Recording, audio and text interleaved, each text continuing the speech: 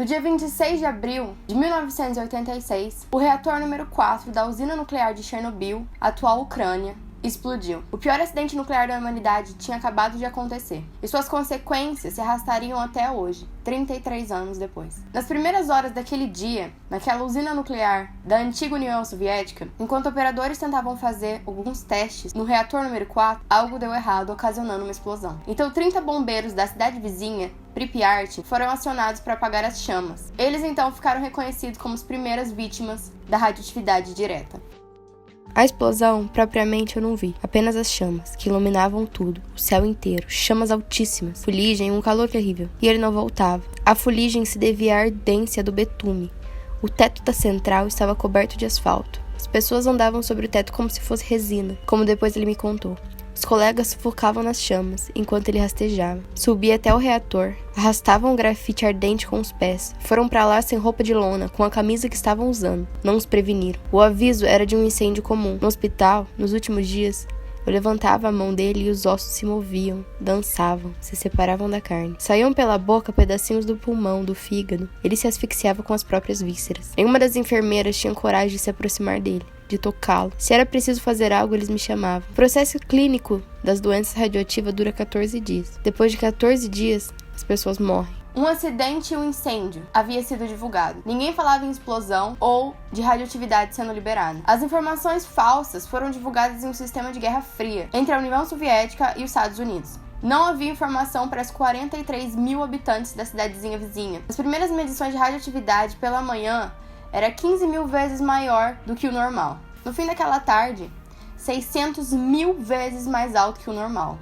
O suportável para um ser humano. Os primeiros oficiais que chegaram naquela situação achavam que os seus medidores de radioatividade estavam quebrados ou estragados. Não sabiam que o reator ainda queimava, liberando radioatividade, e não tinha a mínima noção do que ainda estava para acontecer. Já se escreveu sobre o ritmo acelerado com que se construiu a central atômica de Chernobyl. Construiu-se à maneira soviética. Os japoneses levantavam instalações como essas em 12 anos, mas aqui fazemos em 2, em 3 anos. A qualidade e a segurança de uma instalação especial como aquela não se distinguia da de um complexo agropecuário. Quando faltava algo, faziam vista grossa e substituíam esse algo por qualquer coisa que tivessem à mão. Assim, o teto da sala de máquinas se cobriu de alcatrão, que foi o que os bombeiros estiveram apagando. E quem dirigia a central atômica? Entre os diretores não havia nenhum físico nuclear. Havia engenheiro de energia, de turbina, comissários políticos, mas nenhum especialista, nenhum físico. O homem inventou uma técnica para a qual ainda não está preparado. Naquele primeiro dia, todos os habitantes, militares e oficiais, receberam mais de 50 vezes a dose normal de radioatividade. Se não fizessem nada em 4 dias, todos receberiam uma dose letal. Tais níveis de radioatividade nunca haviam sido registrados antes, chocando todos os cientistas envolvidos. O presidente então da União Soviética, Gorbachev, criou uma comissão com os maiores especialistas em energia nuclear do país para tentar conter o desastre que se seguia. A ciência servia à política e a medicina estava amarrada à política. O que mais fazer? É preciso não esquecer o tipo de consciência que tínhamos, o tipo de pessoas que éramos no momento que isso aconteceu. Abafavam os rádios ocidentais, existiam 1000 tabus, segredos políticos e militares. As instruções. Acrescente-se a isso que fomos educados na ideia de que o átomo soviético para a paz não era tão perigoso quanto a trufa e o carvão. Éramos pessoas presas do medo e do preconceito, nas mãos da superstição. 30 horas depois da explosão, medidas então foram tomadas, e em ônibus militares toda a cidade de Pripyat foi evacuada. Não havia informações oficiais de Gorbachev sobre a real gravidade dos problemas. Ele dizia que não podia ter pânico naquele sistema comunista. Os habitantes de Pripyat foram evacuados daquela cidade pensando que iriam voltar. A única informação para a população foi um minúsculo artigo de rodapé, dias depois, no jornal oficial. Dizia que o perigo já havia passado. Pediam para seguir com as comemorações do 1º de maio, como se nada tivesse acontecido. Tudo aquilo havia acontecido e não nos davam nenhuma informação. As autoridades se calavam, os médicos não diziam nada, nenhuma resposta. No distrito, esperavam ordens da região. Na região, esperavam ordens de Minsk. Em Minsk, de Moscou. Uma interminável cadeia. Na realidade, estávamos indefesos. Essa era a principal sensação que tínhamos naqueles dias, em que em algum lugar bem longe estava Gorbachev e mais algumas pessoas. 2 ou 3 homens decidiam o nosso destino. Decidiam o destino de todos, o destino de milhões de pessoas. Da mesma forma que outro punhado de homens podia nos matar. Não maníacos ou criminosos com planos terroristas na cabeça, mas os corriqueiros operadores de plantão na central atômica. Bons rapazes, por sinal. Quando compreendi isso, senti um tremor avassalador. Compreendi que Chernobyl fica muito além de Kolyma e de Auschwitz, do Holocausto. Estou me expressando com clareza? O homem armado de machado e arco ou com lança-granadas e câmara de gás não pode matar todo mundo, mas o homem com o átomo, nesse caso, toda a Terra está em perigo. Uma semana depois, todos os habitantes num raio de 30 quilômetros ao redor da usina foram evacuados. 130 mil pessoas já contaminadas, tiradas de suas casas e suas terras. Teria sido mais fácil nos acostumar à situação de uma guerra atômica, como a de Hiroshima, pois sempre nos preparamos para ela. Mas a catástrofe aconteceu num centro atômico não militar, e nós éramos pessoas do nosso tempo e acreditávamos, tal como nos havia ensinado, que as centrais nucleares soviéticas eram as mais seguras do mundo, que poderiam ser construídas até mesmo na Praça Vermelha. Depois de diversos acidentes radioativos pelo mundo e todas as informações desses acidentes sendo mantidas em segredo, os especialistas em radioatividade não tinham noção do perigo da radiação. Subestimaram o perigo. Eles acreditavam até que o reator voltaria a ser operado nos próximos meses. Então, 60 horas depois do acidente, a União Soviética ainda não havia emitido nenhum contato. Enquanto isso, a radioatividade do reator que ainda queimava se propagava pela atmosfera. O vento levou partículas carregadas de radioatividade pelo planeta. No dia 28, chegaram na Suécia e países a quilômetros de distância. A poeira radioativa estava circulando em Estocolmo.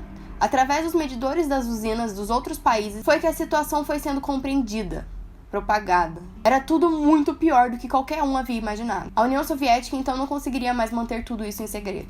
É preciso confessar que ninguém acreditava no que tinha acontecido. Os cientistas não podiam crer. Não havia nenhum exemplo semelhante, não apenas no nosso país, mas no mundo inteiro. Ali no local, os cientistas estavam estudando a situação, na própria central, e lá mesmo tomavam as decisões. Há pouco tempo eu assisti ao programa Momento da Verdade, com Alexandre Yakovev, membro do Politburo e principal ideológico do partido na época, junto com Gorbachev. E o que ele lembrava, que tampouco eles, lá em cima, tinham uma versão completa do quadro. A evacuação. Se alguém olhasse aquilo de cima, pensaria que havia eclodido a Terceira Guerra Mundial. Enquanto esvaziavam uma aldeia, a outra era divertida. Evacuação dentro de uma semana. E durante toda aquela semana, os habitantes enfeixavam a palha, segravam o mato, lavravam as hortas, cortavam a lenha. Levavam a vida de sempre. As pessoas não entendiam o que havia acontecido, e depois de uma semana, eram retiradas em veículos militares. Não compreendiam o que de fato é a física, que é algo chamado reação em cadeia, que nenhuma ordem ou disposição governamental poderia mudar a física, que o mundo se fundamenta na física e não nas ideias de Marx. Quando a informação chegou nos Estados Unidos, através de telescópios e o boato se confirmou, a União Soviética comunicou um alerta. O reator ainda queimava.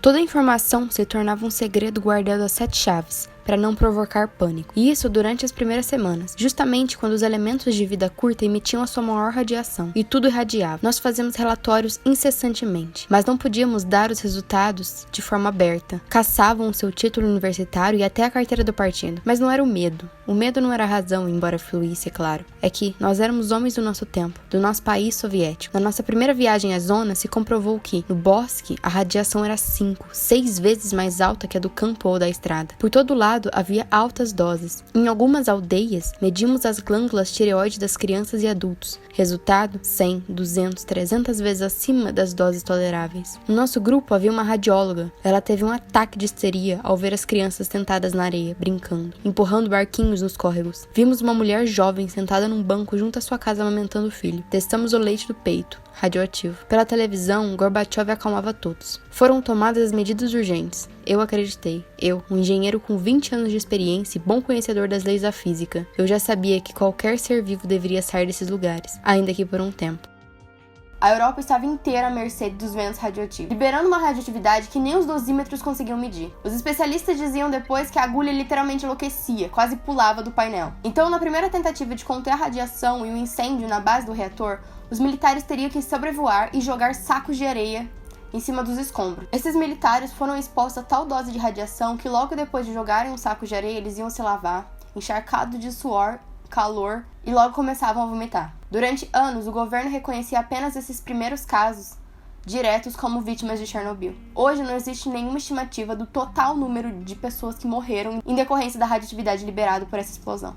Eu lembro que nos primeiros dias depois do acidente, os livros sobre a radiação desapareceram da biblioteca. E os livros sobre Hiroshima e Nagasaki, e até os que tratavam de raio-x. Corria o boato de que era a ordem do chefe para evitar pânico, que isso era para nossa própria segurança. Chegaram os primeiros jornalistas estrangeiros, a primeira equipe de filmagem.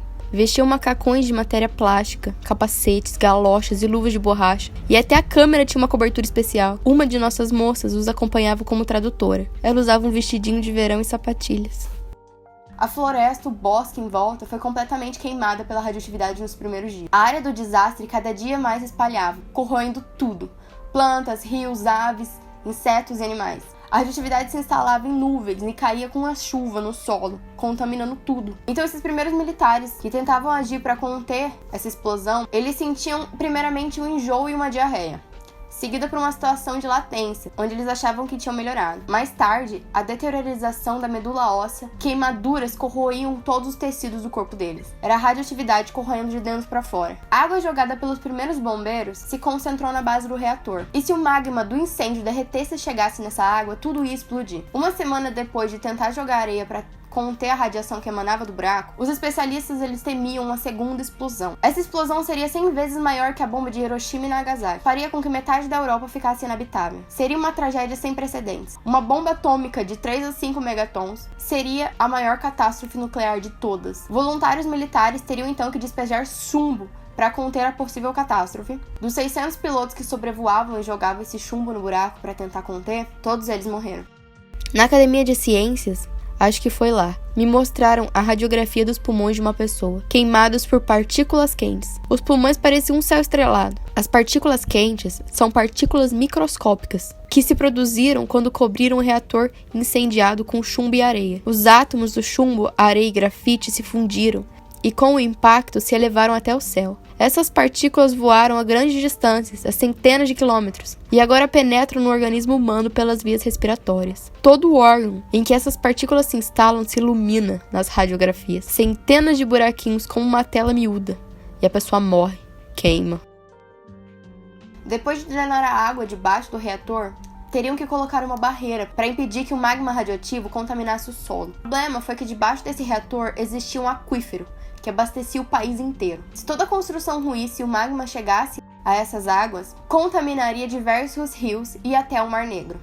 Das alturas, a quantidade de máquinas era surpreendente. Helicópteros pesados e médios. O Mi-24 é um helicóptero de combate. O que se podia fazer com um helicóptero de combate em Chernobyl? Ou um caça Mi-12? Os pilotos todos eram jovens, e ali estavam, no bosque, junto ao reator, combatendo voltagens. Ordens militares. Mas para que enviar até lá tamanha quantidade de gente para se contaminar? Para quê? Faltavam especialistas e não material humano. Em um mês, 10 mil mineiros trabalhavam sem equipamento de proteção no túnel que fizeram debaixo do reator para criar essa barreira. Era uma situação desesperada. Esses homens heróis trabalhavam pela sua pátria sem descanso. Nenhum único mineiro foi informado da gravidade real dos problemas, da radioatividade que eles se expunham, mas não tinha outro jeito, alguém tinha que fazer isso. Estima-se que 1/4 desses mineiros morreram antes dos 40 anos, e essas mortes posteriores não contam nos documentos oficiais. Os que sobreviveram estão infectados e infectarão seus filhos e os seus netos. Depois que o incêndio foi controlado, era urgente cobrir a estrutura com um sarcófago e limpar toda a área ao redor. O que restou da zona morta depois que as pessoas foram embora? As velhas tumbas e as fossas biológicas, como eram chamados cemitérios de animais. O homem só salvou a própria pele. Todo o resto ele atraiçoou. Depois que as populações partiram das aldeias, pelotões de soldados e caçadores foram lá e abateram os animais. E os cachorros acorriam a voz humana. E também os gatos e os cavalos não podiam entender nada. Eles não tinham culpa, nem as feras nem os pássaros, e morriam em silêncio. Isso é ainda mais terrível.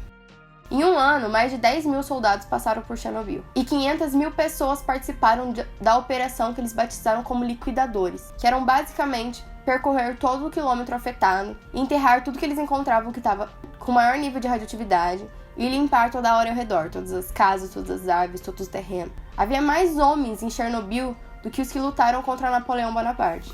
Eu ensino literatura russa para as crianças que não são mais as mesmas. As de hoje assistem constantemente coisas e pessoas serem enterradas, serem cobertas pela terra, pessoas conhecidas, casas, árvores, tudo é enterrado.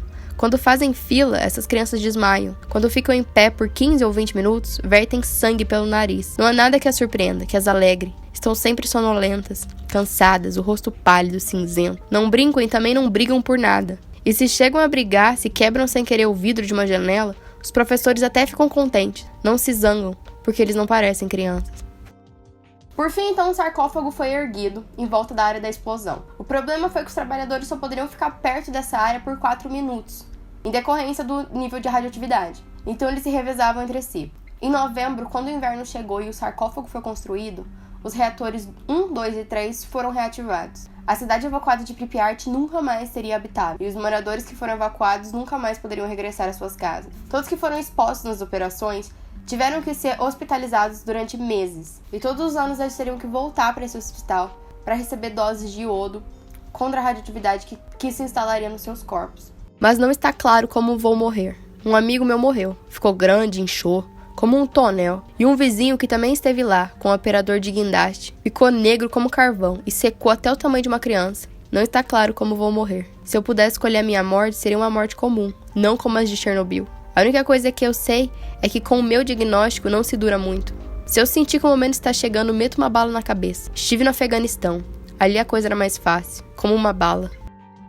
O coração, estômago, rins, fígado e sistema nervoso desses trabalhadores foram todos afetados. Eles tiveram mudanças radicais no metabolismo, ficaram incapacitados pelo que os especialistas chamaram de síndrome de Chernobyl. Segundo registros oficiais, depois de 20 anos de Chernobyl, dos 500 mil liquidadores, 20 mil já haviam morrido e 200 mil estavam oficialmente incapacitados. Mas foi só no ano de 2000 que a usina nuclear de Chernobyl foi desativada completamente. Como o sarcófago construído tinha vida útil de 30 anos, a Ucrânia inaugurou, em 2016, o novo sarcófago, uma estrutura metálica com forma de arco, que pesa mais de 25 mil toneladas. Com expectativa de vida de pelo menos 100 anos, a nova estrutura permitirá confinar o material radioativo e proteger os trabalhadores do local e isolar o sarcófago.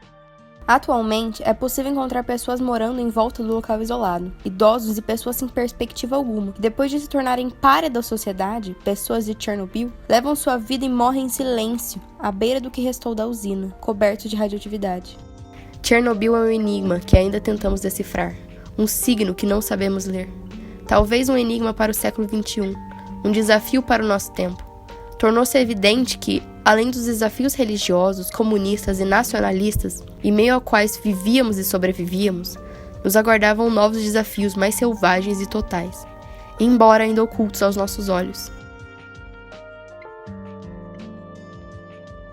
Todos os dados para fazer esse vídeo eu retirei de documentários, que eu vou deixar na descrição, e todos os depoimentos eu retirei desse livro chamado Vozes de Chernobyl, escrito pela Svetlana Alexievich, que foi vencedor do Prêmio Nobel de Literatura de 2015. Gostaria de agradecer por ter assistido o vídeo até aqui, e gostaria de pedir para você dar o seu like se você gostou e compartilhar para os seus amigos, porque é muito importante você estudar a história do seu planeta e das coisas que aconteceram para esses erros não se repetirem novamente. Então obrigado a todos por ter assistido o vídeo até aqui. Beijo para vocês e até o vídeo que vem.